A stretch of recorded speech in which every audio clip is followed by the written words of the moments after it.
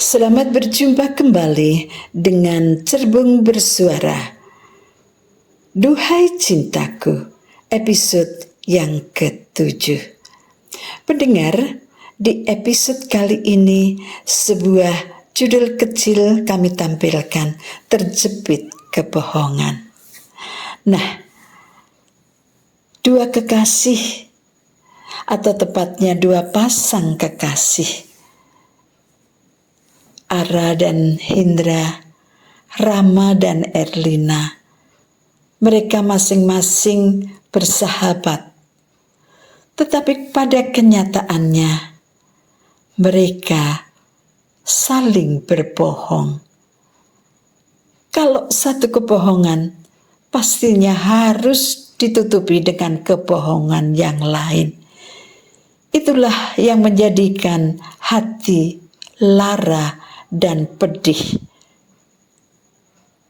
Perselingkuhan di antara dua cinta membuat kedua pasangan ini harus menajamkan indranya agar masing-masing tidak terjebak dalam kegalauan dan dalam terpelesetnya cinta sejati.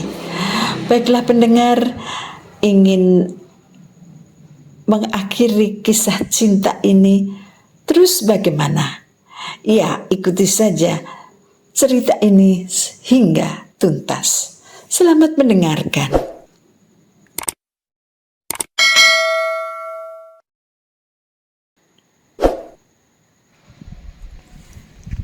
Hari-hari berlalu, dua pasang kekasih itu selalu runtang-runtung kemana-mana berempat. Kalau ada Ara, ada Rama. Kalau ada Hindra, ada Erlina. Hari-harinya dilalui dengan canda ria dan senandung cinta.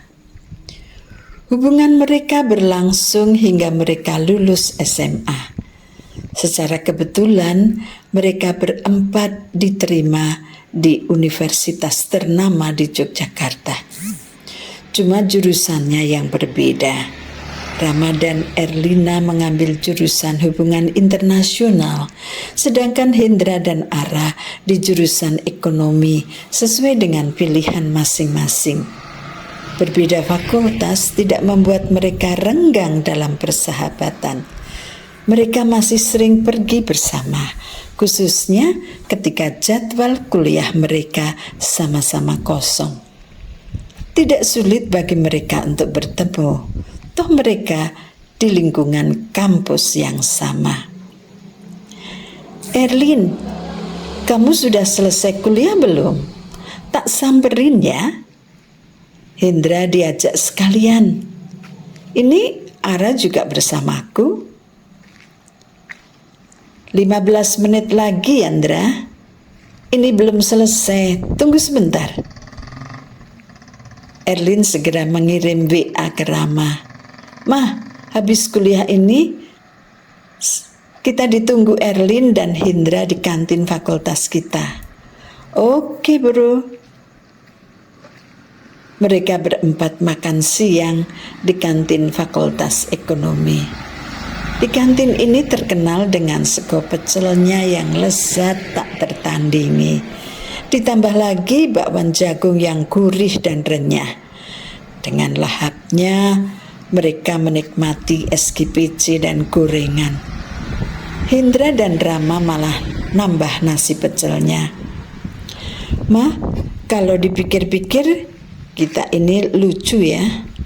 Masa kamu sekelas dengan pacarku dan pacarmu sekelas denganku? Tahu tuh kok bisa begini? Wah, kita punya tugas untuk saling menjaga pacar sahabat kita nih. Aku menjaga pacarmu, kamu tolong jagain pacarku ya, Ma. Ara dan Erlina hanya bisa tertawa mendengar pembicaraan kekasih-kekasihnya. Benar juga kata mereka. Mengapa mereka tidak memilih jurusan yang sama dengan kekasihnya? Loh, ini kan masalah selera ya. Masing-masing orang punya pilihannya sendiri sesuai dengan minat masing-masing. Kebetulan saja pilihan Rama sama dengan pilihan Erlina, dan pilihan Hindra sama dengan pilihan Ara. That's it. Cinta itu sebuah kepercayaan. Cinta perlu dipupuk agar tumbuh subur bagaikan tumbuh-tumbuhan. Perlu disiram dengan air supaya segar, dan juga perlu kehangatan dari sinar matahari agar bisa membantu daun-daun mengolah makanan, berasimilasi. Kehangatan cinta diperlukan, tapi bukan kehangatan yang menyengat, supaya tidak membuat daun-daunnya kering. Keunikan cinta itu sendiri membuat pemilik cinta selalu punya daya, punya semangat dan romantika untuk selalu membuat pasangannya nyaman dan bahagia berada di sisinya. Hari itu Rama dan Erlina ada jadwal ujian jam 9 sampai jam 11. Sudah beberapa hari mereka belajar bersama, saling membantu dan saling menjelaskan. Memang mereka termasuk mahasiswa cerdas, namun mereka mendisiplinkan diri untuk belajar secara rutin, banyak membaca buku-buku referensi, sehingga tidak hanya menelan apa yang disampaikan dosen dalam perkuliahan.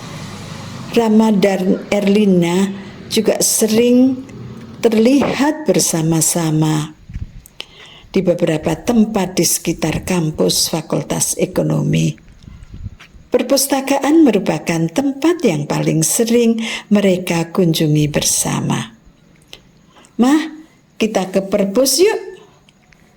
"Gak capek, El?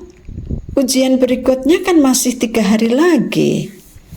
Aku pengen baca novel untuk selingan. Nih, jidat sudah panas, pusing." Erlin berkata begitu sambil menempelkan tangan kanannya ke jidatnya sendiri dan menepuk-nepuk. "Coba sini, tak lihatnya." Berkata begitu, Rama menempelkan telapak tangannya ke jidat Erlin. "Wah, bener nih Er, jidatmu panas. Perlu didinginkan dulu dengan membaca novel atau komik." Ketika tangan Rama menempel di jidat Erlina, itulah suatu aliran rasa yang entah apa namanya menguasai setiap pori-pori tubuh Erlin. Sejuk dan menenteramkan. Erlin dibuat tersipu sendiri dengan membiarkan tangan Rama menyentuh jidatnya. Bahkan ia tidak kuasa menghindar, seolah ada pembiaran. Cuma beberapa detik memang, tapi rasa aneh yang ia rasakan tidak hilang seketika. Dan rasa aneh itulah yang menyebabkan dia berharap tangan Rama akan tetap menempel di jidatnya. Cepat-cepat Erlin membuang pikiran gilanya itu. Ia tahu, bahkan sangat tahu, Rama adalah pacar sahabatnya, Ara. Di sudut hati yang lain, perasaan Rama pun jungkir balik antara tak mampu mencegah gerak refleks tangannya yang tiba-tiba sudah menempel di jidat Erlin dan perasaan tidak pantas untuk melakukan hal itu. "Ups, maaf Er." Rama cepat-cepat menarik tangannya, namun reaksi Erlinnya hanya senyuman. Senyum tipis dan tatapan matanya yang sendu. Hal itu sudah cukup bagi Rama untuk tidak perlu merasa bersalah. Mereka berdua berjalan bersama menuju perpustakaan untuk berburu novel. Rama tidak suka membaca novel. ia memilih membaca Warta Ekonomi Dunia yang dimuat di majalah The World Economics. Sudah dapat novelnya, Sudah nih? Kamu suka novel apa sih? Detektif yang ada romannya. Aku paling suka karangan Sidney Sheldon. Wow, keren. Di ruang baca perpustakaan jurusan itu, mereka duduk berhadap-hadapan. Namun baru beberapa saat, Rama bertanya, kamu gak lapar, Po? Erlina mendongakkan kepalanya dan mengalihkan pandangan dari novel yang sedang dibacanya, lalu menatap Rama. Sebelum menjawab pertanyaan Rama, seulas senyum ia kembangkan lebih dahulu. Itulah yang disukai oleh semua orang termasuk Rama.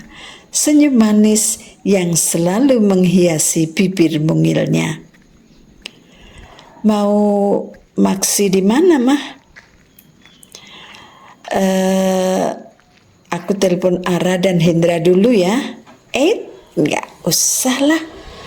Mereka masih ada kuliah. Gimana kalau kita ke warung soto karikatur aja? Aku kok pengen makan soto ayam kampung yang seger, pakai sambal yang banyak, biar sampai megap-megap dan terus berkeringat. Warung soto karikatur yang di tengah sawah desa Keparakan Wetan itu? Betul. Gimana? Mau? Jauh banget, Mah. Ya, kan kita sudah free hari ini. Besok tidak ada ujian lagi. Mau ya? Hanya kita berdua? Iya, memangnya kenapa? Apa enggak boleh? Kita kan bersahabat. Sahabat kan boleh saja pergi bersama. Setelah menimbang-nimbang beberapa saat, akhirnya Erlin menganggukkan kepalanya. Nah, gitu dong. Yuk berangkat. Mereka berdua berboncengan motor meninggalkan keramaian kota menuju kampung kecil pinggiran kota. Hamparan sawah yang membentang di sepanjang perjalanan menuju warung soto karikatur menawarkan kesejukan dan membangkitkan romantisme keindahan cinta anak manusia. Angin pedesaan yang bersih dan segar menyapa mereka dengan senyum terkulum. Seakan menyaksikan kedua remaja itu menantang perasaannya masing-masing dan mencoba memahami kembali arti persahabatan. Erlina duduk di boncengan dengan menjaga jarak antara dirinya dan Rama. Ia taruh tas tangannya di antara dirinya dan Rama. Namun ketika Rama mengajak bicara, mau tidak mau Erlin harus menyorongkan tubuhnya lebih dekat ke punggung Rama agar dapat mendengar apa yang dikatakan Rama. Meskipun Rama sudah sedikit menoleh ke belakang ketika berbicara, supaya Erlin bisa mendengar apa yang dikatakannya, tetap saja Erlin harus lebih mendekatkan wajahnya lewat sisi kanan kepala Rama. Apalagi saat itu angin cukup kencang bertiup, membawa pergi setiap kata yang mereka ucapkan. Rama tidak bisa berbuat banyak karena ia harus nyetir. Ia harus lebih konsentrasi pada jalan di depannya, meskipun jalan itu cukup lenggang. Nah, Erlin lah yang harus proaktif, disorongkan wajahnya semakin dekat ke wajah Rama. Helm Rama bagian belakang sering berbenturan dengan ujung depan helm Erlin. Tetap saja mereka tertawa-tawa tanpa menghiraukan kendala kecil yang tidak berarti ini. Sesampainya di warung soto, Hindra langsung memesan 2 porsi soto ayam kampung plus daging ayam, bergedel dan tempe goreng yang memang otomatis disediakan oleh penjual warung soto itu. Setiap kali ada pembeli datang, selain menyajikan apa yang dipesan, penjual soto pasti juga menyuguhkan 1 piring tambahan lauk pauk. Siapa tahu pembeli ingin menambah kenikmatan santapan sotonya dengan varian lauk pauk yang lain. 2 gelas es jeruk nipis pun sudah mereka teguk habis. Begitu nikmatnya mereka makan soto dengan berbagai varian lauk pauk yang semuanya dicoba, meskipun 1 potong, kadang untuk berdua, sekedar ngicipi. Kamu sering kesini ya, Ma? Sering sih enggak, beberapa kali saja. Gimana menurutmu, Enak enggak? Enak, aku suka. Kuahnya bening dan gurih rasanya. Bakal tumen nih aku. Entar tak ngajak keluargaku makan di sini. Wah, bakalan gak bisa ikut nih aku. Acara keluarga sih. Erlin cuma tersenyum. Dalam hatinya mengiyakan. Masa sama papa, mama, dan saudara-saudaranya kok ngajak Rama? Apa hubungannya coba? Ketika mereka mau beranjak pergi, tiba-tiba HP Erlin berbunyi. Erlin gak jadi berdiri. Ia kembali duduk dan mengeluarkan HP dari tas sangklongnya. Dilihatnya nama siapa yang muncul di layar HP-nya. Mah, dari Hindra. Gimana nih? Biarin aja ya? Terima aja, bilang baru kemana gitu. Halo? Halo Ndra? Kamu masih di kampus kan? Sudah selesai kan ujiannya? Rama di situ juga ya? Aku dan Ara ke situ ya, tunggu sebentar. Hindra nerocos bicaranya tanpa memberi kesempatan Erlin untuk menjelaskan. Dan HP langsung dimatikan. Sialan, HP langsung dimatikan. Gimana nih, Mah? Telepon balik aja. Rama memberi saran seperti itu. Tapi sebetulnya hatinya kebat-kebit juga. Gak enak saja sama Hindra dan Ara kalau sampai mereka tahu dirinya dan Erlina pergi bersama. Cepat-cepat Erlina menghubungi Hindra. Halo Ndra, kok terus kamu matikan sih HP-nya? Tanpa memberi kesempatan aku untuk menjelaskan. Loh, emangnya kamu sudah tidak di kampus? Aku lagi di rumah Sinta, teman kuliahku. Ujianku sudah selesai sejak tadi. Lalu aku diajak Sinta main ke rumahnya. Rama mendengarkan Erlina berbicara dengan Hindra sambil terus menatap wajah ayu Erlina. Ada rasa iba sebenarnya. Dialah yang membuat Erlin harus berbohong pada kekasihnya. Tapi mau bagaimana lagi, sudah terlanjur. Nasi sudah menjadi bubur. Terus Rama kemana? Ya mana aku tahu Ndra, pulang kali. Apa enggak jemput Ara ke kampus? Berkata begitu, hati Erlin seakan teriris pedih. Bahkan matanya mulai berkaca-kaca. Enggak tuh, nih Ara bersamaku. Oh, hanya itu yang mampu Erlin ucapkan.